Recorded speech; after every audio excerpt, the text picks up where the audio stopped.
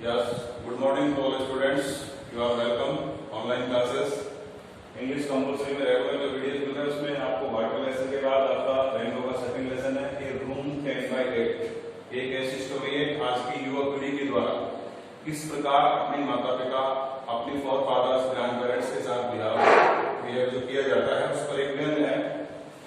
इस कहानी की जो थीम है तो भाई पहले मैं आपको एक्सप्लेन करता हूँ। ये मेन 3 पॉइंटों पर है।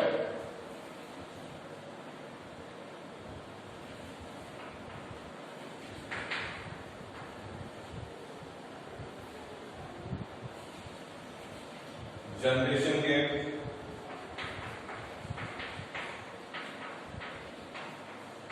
As you sow as you reap, और तीसरा है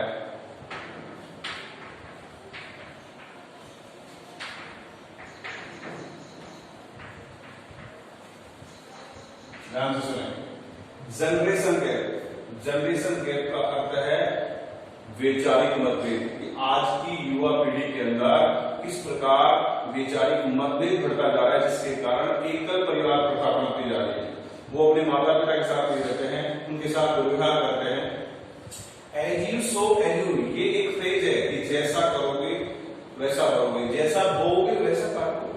तीसरी है इल ट्रीटमेंट विद पेरेंट्स, किस प्रकार आज बात हुई परिवेश में कि अपने माता पिता के साथ युवा पीढ़ी का दुर्व्यवहार। ये कहानी इन तीनों मेन पॉइंट्स पर है कि वैचारिक मतभेद क्यों हो रहे हैं, कैसा जैसा करोगे वैसा करोगे, और इल ट्रीटमेंट विद पेरेंट्स। ये कहानी कैसे परिवार की है, द मलिक फैमिली है। पहले ध्यान से सुना, द मलिक फैमिली। ये जो परिवार है वो दिल्ली में रहता है। कहाँ रहता है? दिल्ली में। इस परिवार का जो मुखिया है, जो इस परिवार का मुखिया है मिस्टर मलिक, मिस्टर मलिक, ये इन ए गवर्नमेंट जॉब, ये किसी सरकारी सेवा में कार्यरत है। मिस्टर मलिक, मिस्टर मलिक इस अपनी फैमिली के साथ दिल्ली में रहते हैं। परिवार में जो है इन ये गवर्नमेंट जॉब। दूसरा इसके साथ मेन पॉइंट क्या जुड़ा हुआ है,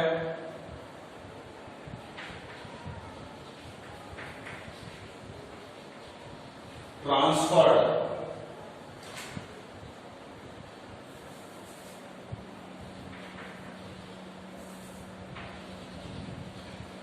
एवरी 2 या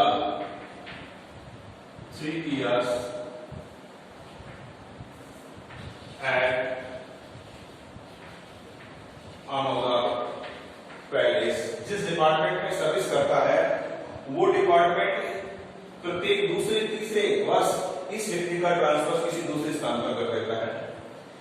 गवर्नमेंट जॉब में है, कोई इस बात से परेशान है, तो इस फैमिली का मुखिया मिस्टर मलिक है जो किसी गवर्नमेंट जॉब में काम करते हैं, और वो transfer every 2 and 3 years in another palace. और अब इसके फैमिली मेंबर्स हैं, उनकी अब कहानी आप समझें। मिस्टर मलिक के अलावा उनके परिवार में है मिसेस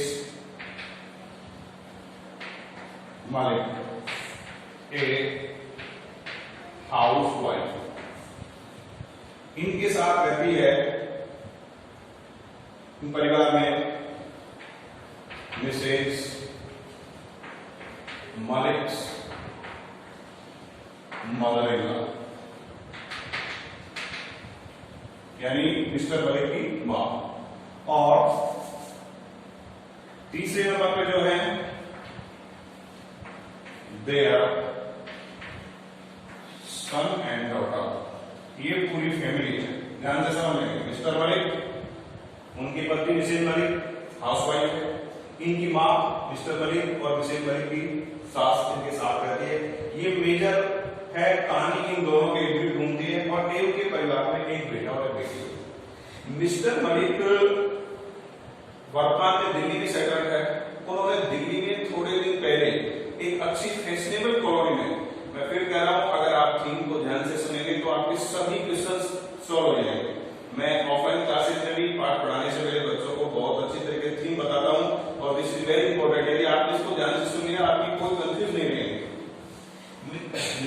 ने दिल्ली की फैशनेबल कॉलोनी में कुछ समय पहले प्लॉट खरीदा, वर्तमान उसकी पोस्टिंग दिल्ली में। तो उन्होंने प्लान बनाया कि क्यों नहीं लगते हाथ, हम हमारे मकान का निर्माण कर रहे हैं। तो सबसे पहले आप जानते हैं मकान का निर्माण करते हैं तो हम एक मैप बनवाते हैं आधुनिक मकान बनवाने के लिए। तो उन्होंने अपने मकान का निर्माण करने के लिए एक आर्किटेक्ट, ध्यान में वास्तु का एक शिल्पी हायर किया जो इनके मकान का मैप बना रहा है। उसने मैप बना करके अच्छा सा लेकर के उभर आता है। उस मैप का मिस्टर मलिक और वो आर्किटेक्ट अवलोकन कर रहे हैं, सर्वेक्षण कर रहे हैं, देख रहे हैं। वो बता रहा है ये किचन है, ये आपका कोर्टयार्ड है, ये आपका रूम है। उसी समय मिसेज मलिक वहां पहुंचती है और वो इंसिस्ट कर रही है, जैसे कि हमारे लेसन का नाम है कि रूम 10/8। इंसिस्ट का अर्थ होता है कि किसी बात पर जोर देना। वो बार बार कहती है कि the room of adjacent of kitchen, kitchen के पास वाला एडजेक्ट के अंदर पास वाला रूम है, उसकी जो साइज है वो insist the size of the room, एक कमरे की साइज पर वो बार बार जोर है, जिसकी वैल्यू बार बार कि ये कमरा तो 10/8 का हो सकता है, क्योंकि वर्तमान में वो इस कमरे में अपनी सास मां को रखना चाहती है और भविष्य में इस कमरे का उपयोग भंडार गृह के रूप में करना चाहती है। ताकि भंडार गृह मिल जाए, उसका जो बिहेव है अपनी सास मां के साथ वो सिंपैथी पूर्वक नहीं है, एक रेस्पेक्टफुल नहीं है, क्योंकि उसकी जो सास है वो दुबली पतली है, वृद्धावस्था की ओर है। तो वो जीते जी उसके सामने कहती है कि वो कुछ दिनों की मेहमान है। आफ्टर हर वो अपने पति और उस आर्किटेक्ट को कहते हैं उसके बाद इस रूम का उपयोग हम एक स्टोर रूम के रूप में करेंगे। ये उसकी भावना है, जीते जी कह रही है कि तो कुछ दिनों की तो मेहमान है। तो उस रूम पर वो बार बार जोर देकर के कहती है कि इसकी साइज 10/8 होनी चाहिए। उस समय उसकी बात पर कोई गौर नहीं फरमाया गया। आर्किटेक्ट ने कहा कि मैडम ये जो रूम है इसकी साइज तो पहले ही मैंने मैप में फिक्स कर रखी है, यदि आप इसकी साइज को लॉन्गर करते हैं, बिगर करते हैं तो आपका कोर्टयार्ड छोटा पड़ जाएगा। उस समय मिस्टर मलिक किसी से फोन पर बात में व्यस्त थे, उन्होंने अपनी पत्नी की बात पर गौर नहीं किया, लेकिन बाद में जब उसने सुना तो उसने कहा कि ठीक है, एक जो स्टोर रूम है वो थोड़ा बड़ा होना चाहिए ताकि उसमें रखे जाने वाले जो ट्रंक संदूक है, बक्से जो वगैरह वो अच्छी तरह कर सके, उसकी साफ सफाई हो सके। और यहाँ श्रीमती का तो मलिक का तो एक ही उद्देश्य था कि वो एक बड़ा सा स्टोर रूम चाहिए थी और उस स्टोर रूम में वर्तमान में किसको रखना चाहती है, अपनी सास मां को। वो कहते हैं कि थोड़े दिन की मेहमान है, तो उसकी जो एक दुर्भावना उसके प्रति, एक अच्छा व्यवहार की अपनी सास मां के प्रति, और इस प्रकार उस कमरे की साइज पर वो 10/8 पर बल देती है। और मैं अप्रूव हो गया और उन्होंने अपना एक नगर निगम से, दिल्ली नगर निगम से सहमति के लिए फॉर्म पहले अप्लाई कर दिया, वहां से सहमति मिल गई। अब श्रीमती मलिक कह रही है कि हम मकान का निर्माण का कार्य चालू करते हैं, आपकी पोस्टिंग प्रेजेंटली दिल्ली में है और जब मकान कंप्लीट हो जाएगा तो मैं परमानेंट रूप से दिल्ली में सेटल हो जाऊंगी। ये बात कौन कह रही है, Mrs Malik settled in Delhi. कहां होना चाहती है, क्यों कि every 2 and 3 years after 2 and 3 years उसके पति का ट्रांसफर हो जाता है दूसरे स्थान पर, तो वो इस ट्रांसफर से सिक यानी होता है उठ चुकी थी। कौन, मिसेज मलिक उठ चुकी थी और वो कह रही थी इट इज नॉट डिजायरेबल, ये वांछनीय नहीं है कि इन एवरी ईयर वी अपने बच्चों को बार बार जो स्कूल का ट्रांसफर होता है, तो आप जानते हैं जब फैमिली के साथ बच्चे दूसरे स्थान पर जाते हैं उनकी स्कूल भी बदलनी पड़ती है। तो बार बार स्कूल बदलना, changing of the school is not desirable, कि प्रत्येक वर्ष बच्चों का स्कूल बदलना अच्छी बात नहीं है। यदि अगर आपका ट्रांसफर भी हो जाएगा तो आप भी चले जाना, मैं बच्चों के साथ परमानेंट दिल्ली में सेटल हो जाऊंगी। वो बार बार पोस्टिंग से उठ चुकी थी और अब बच्चे बड़े हो चुके हैं, ये अच्छी बात नहीं है कि बार बार हम बच्चों का स्कूल बदलें। और मेरे साथ कंपनी के रूप में, यहाँ भी देखो उसने अपनी सास मां को ये नहीं माना कि हमारे फैमिली मेंबर है, उसने कहा कि मेरे कंपनी के लिए एक ऐसी कंपनी मदरेला मेरे साथ है। इस प्रकार मकान का कार्य प्रारंभ हो गया। मिस्टर मलिक के पास समय नहीं था, वो अपनी ऑफिस जाते थे। श्रीमती जी ने अपने मकान के निर्माण में अथक प्रयास किए। वो जिस स्थान पर मकान का निर्माण हो रहा है, साइट ऑफ द साइट यानी होता है स्थान, जिस site of the new house इस मकान का जहां निर्माण हो रहा है वो सबसे पहले पहुंचती थी। मिस्त्री और जो बेलदार मजदूर वगैरह है उनका पूर्ण रूप से निरीक्षण करती थी, कहीं कोई समय बर्बाद तो नहीं कर रहा है, कोई मसाले को खराब तो नहीं कर रहा है, या मकान के साइज में कोई गड़बड़ तो नहीं कर रहे हैं। प्रतिदिन वो लेट आती थी। सब चले जाने के बाद वो एक एक चीज का बारीकी से निरीक्षण करती थी। वो धूप में बरसात में खड़ी रहती थी, हमेशा इसके साथ एक छाता रहता कि वो कभी सारे धूप भी भूखी भी रहती थी।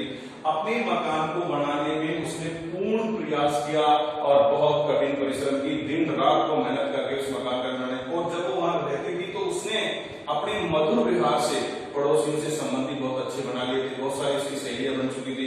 अनेक विचार उसके मन में थे, मैं पुराना फर्नीचर बिल्कुल भी मेरे मकान में नहीं लाऊं, नए से नया फर्नीचर एडजस्ट करूंगी।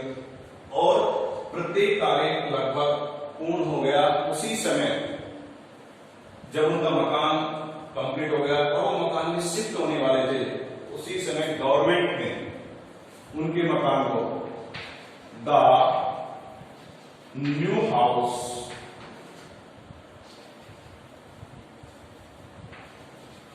had been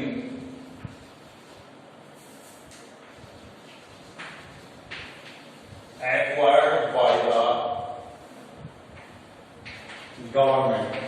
उसी समय उनके मकान का सरकार ने अधिग्रहण कर लिया, कब्जे में ले लिया। वो इस मकान को किसी सरकारी ऑफिसर्स को किराए पर देना चाहते थे। और ये बात सुनकर के श्रीमती तो बड़ी क्रुद्ध हो गई कि जिस मकान को बनाने में उसने अथक प्रयास किया, दिन रात मेहनत की, और उस मकान में उससे नहीं रह पा रही है, इस बात से तो बहुत क्रुद्ध आग बबूला हो गई। लेकिन उसी समय मिस्टर मलिक ने, पति ने उसको समझाया कि गवर्नमेंट ने हमारे मकान को अधिग्रहण किया है, हमें प्रतिवर्ष इस मकान का उचित रेंट मिलेगा जो हमारे बैंक के खाते में प्रतिमाह जमा हो जाएगा। इस बात को सुनकर के श्रीमती का गुस्सा थोड़ा सा शांत हुआ। और उसी बीच में गवर्नमेंट मकान का अधिग्रहण किसने किया? गवर्नमेंट ने। गवर्नमेंट उनको क्या देगी? नियमित किराया देगी। उनका किराया कहां जमा होगा? बैंक में। ध्यान रखने की बात है। उसी बीच में mister Malik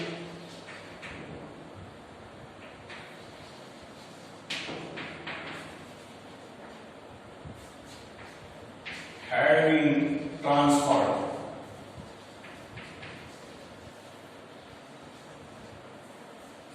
from Delhi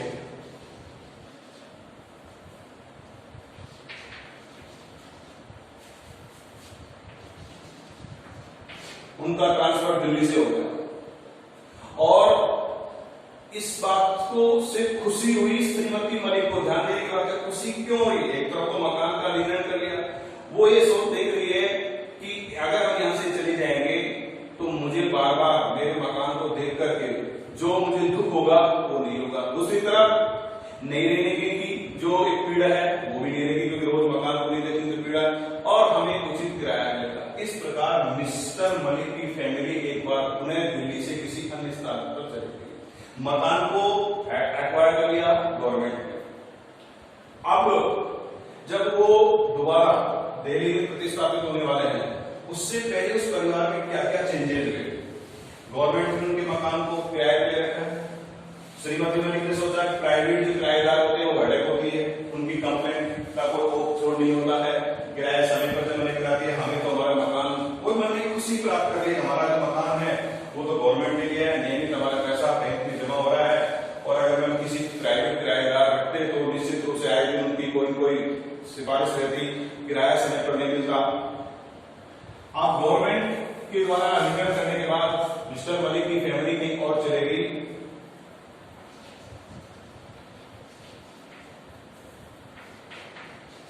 change of the family, मैं कुछ टॉपिक्स के माध्यम से आपको इसको क्लियर कर रहा हूं। मिस्टर मलिक ने विचार किया कि पता नहीं दिल्ली में तो हमारा कब आगमन होगा, तो मुझे अपने बेटे बेटी की शादी करनी चाहिए।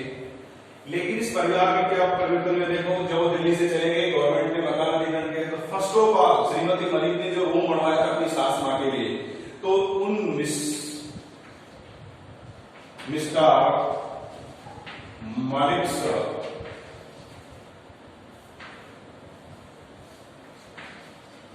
mother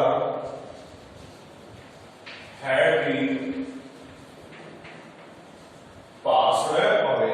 ध्यान से सुनेंगे। सबसे पहला परिवर्तन की मिसेज मलिक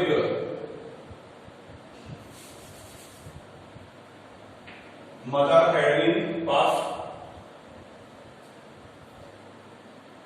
मिसेज मलिक की जो मां है वो गुजर चुकी थी, पास्ड अवे।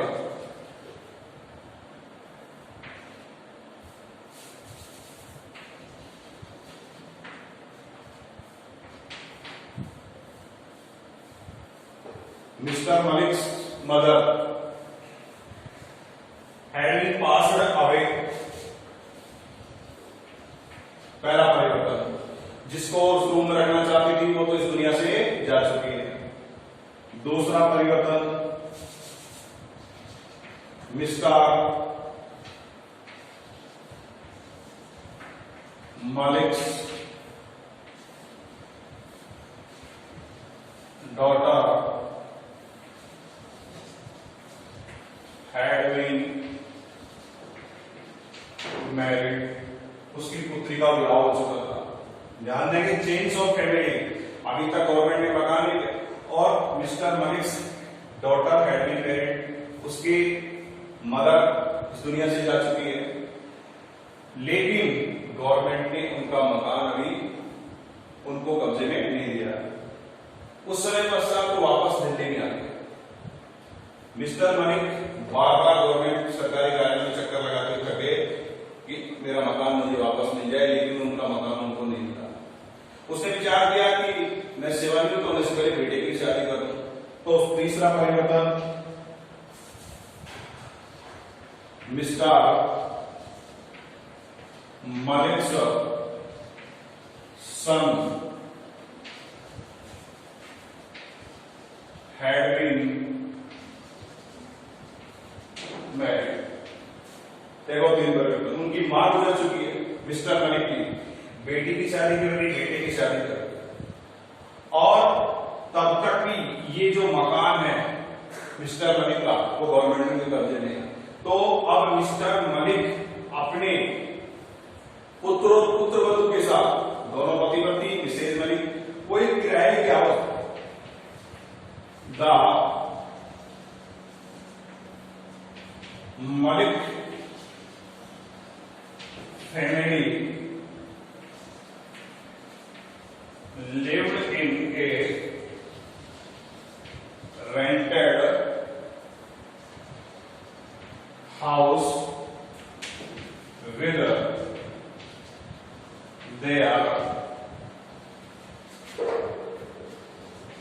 daughter-in-law। तो क्या भाई, अब मिसेज मलिक सास बन चुकी है। ये चेंजेस इस परिवार में आ चुके हैं और मिस्टर मलिक है वो रिटायर्ड हो चुके हैं। और पांचवा ध्यान रखेंगे कि Mr Malik had been retired, लेकिन तब तक भी गवर्नमेंट ने उनके मकान को अधिग्रहण से दूर भी क्या कहा, उनका मकान उनको कब्जे में ले लिया। मां गुजर चुकी है, बेटी बेटी की शादी हुई, मिस्टर मलिक रिटायर्ड हो गए और वो सरकारी कार्य के चक्कर काटते काटते थक गए, लेकिन उनका मकान गवर्नमेंट ने। और इस घटनाक्रम में मिस्टर मलिक भी इस दुनिया से चले गए। इस प्रकार मिस्टर मलिक ने जो मकान बनवाया था उसमें एक दिन रहे थे, वो भी दुनिया से चले गए। अब उस परिवार में 3 मेंबर रह गए, मिसेज मलिक, उनका बेटा और उनकी पुत्रवधू जो नई दुल्हन। श्रीमती मलिक को ये मकान अपने पति के मरने के लगभग 1 महीने बाद वापस गवर्नमेंट ने डीलिमिटेशन कर दिया और श्रीमती मलिक उस मकान में जाने के लिए उत्सुक थी। उससे ज्यादा उसकी पुत्रवधू कीनर जो होती है उत्सुकता, बहुत ज्यादा उत्सुक थी वो कीनर। कौन? कीनर जो थी उत्सुकता, डॉटर उसका पुत्र नए मकान से श्रीमती मलिक ने जब ये महल बनवाया था मिस्टर मलिक फैमिली ने, उस समय उस वास्तुकार ने उस मकान का एक नक्शा बना करके दिया था। जब आपका मकान बनके कंप्लीट हो जाएगा तो ये ऐसा दिखाई देगा। उसी मकान में एक बरामदे में संगमरमर के पिलर के पास उसने एक लेडीज का फोटो बनाया और वो लेडीज उस पिलर पर पीठ लगाए हुए, खुले बालों में, मैरून कलर की साड़ी पहने, बहुत शानदार तरीके से खड़ी थी। तो श्रीमती मलिक सोचती थी कि वास्तुकार ने चित्र मेरा ही बनाया है, तो बार बार वो ड्रेसिंग टेबल के सामने जाकर देखती थी, फिर उस फोटो को देखती थी और निरखती थी ये फोटो तो मेरा ही है। लेकिन उसको एक चीज से चिड़ हो रही थी कि वो जो फोटो में जो साड़ी थी उस लेडीज ने, उसका रंग मैरून था और श्रीमती मलिक ने मैरून कलर की साड़ी कभी पहनी नहीं थी, उसको भड़कीला रंग लगता था। वो सोचती थी कहीं इसने वास्तुकार ने मेरे साथ मजाक तो नहीं किया, मेरी कुतुब का चित्र नहीं बनाया। तो वो बहुत सारी चीजों को सोचती है। एक दिन वो दिन आया, सोमवार का दिन था। माँ ने अपने बेटे से कहा, बेटा आज का दिन सुबह हम हमारे मकान में प्रस्तुत होंगे। माँ ने कहा, तो बेटे ने इस बात को ऑर्गेनाइज किया, लेकिन सुबह उठे जब देखा तो बारिश हो रही थी। दिन भर काफी इंतजार करने के बाद कहा, माँ बहुत भारी बारिश हो रही है, अपन बारिश होती है तो ये कल हम इसमें शिफ्ट हो गए। लेकिन वो ऑफिस चला गया। ऑफिस आने के बाद देखा तो शाम को भी हल्की हल्की बूंदाबांदी हो रही थी, लेकिन दिन अस्तियस्त शुभ होने के कारण, अस्तियस्त डे, ध्यान रखना मंडे का दिन था, ये छोटे छोटे क्वेश्चन कई बार पूछ लेता है। तो उस अस्तियस्त शुभ दिन होने के कारण बेटे ने अपनी माँ की बात का ऑर्गेनाइज किया और उस हल्की हल्की ड्रेसिंग जो बूंदाबांदी हो रही थी उसी में अपने मकान में शिफ्ट होने लगा। एक गाड़ी, एक टैक्सी हायर की, जिसमें तो थोड़ा बहुत लगेज और जो उनकी पर्सनल थी उसमें वो मिसेज मलिक पीछे वाली सीट पे बैठती है, उनके पुत्र वधू आगे वाली सीट पर बैठ करके वो घर में शिफ्ट होने के लिए रवाना हो गए। वो पीछे वाली सीट पे बैठ करके अपनी पुरानी याददाश्त में हो गई कि कैसे मैंने इस मकान को बनाने के लिए कितना प्रयास किया। सुबह जल्दी जाती थी, शाम को देर तक आती थी, सबका निरीक्षण करती थी, मैंने एक एक चीज का बारीकी से सर्वेक्षण किया, मैंने उनसे मकान की पूरे जो प्लास्टर हुआ था उसकी किस तरह से पानी का छिड़काव किया, मैंने अथक प्रयास किया। वो अपनी याददाश्त में खो जाती है और वो बहुत नीरस अवस्था में चल कर उसने अचानक ध्यान आया कि उसकी जो पुत्र वधू है वो बार बार शीशे को ठीक करके अपने चेहरे को निहार रही है। फोटो पर उसने बहुत ज्यादा लिपस्टिक का कलर लगाया हुआ है, मैरून कलर की साड़ी पहनी हुई है। तब और वो अंग्रेजी में बकबक कर रही थी। तो वो उस बात से उसको ईर्ष्या होती है कि दोनों पति पत्नी आपस में अंग्रेजी में क्यों बात करते हैं, क्योंकि मिसेज मलिक हर कार्य में एक्सपर्ट थी, लेकिन she can not learn English, इसलिए वो उनकी बातों को समझ नहीं पा रही। ईर्ष्या हो रही थी, इस लड़की को इतना सस्ता के चलने की क्या जरूरत है, आजकल की मॉडर्न लड़की को पता ही नहीं कि इस तरह की कपड़े पहन करके चल रही है, अपने मकान में तो शिफ्ट होना है, ऐसा कोई फंक्शन में थोड़ी जा रही है। बहुत सारे उस पर ईर्ष्या करती है और ये हिंदी में बात क्यों नहीं करते, इंग्लिश में। इस तरह से वो विचारों में डूबती है। फिर उससे अचानक ध्यान आता है कहीं इस शिल्पी ने मेरा मजाक तो नहीं उड़ाया, जो फोटो बनाया है वो मेरी पुत्र वधू का तो नहीं है। फिर उसी समय सोचती है कि जब मकान का निर्माण हो रहा था तो पुत्र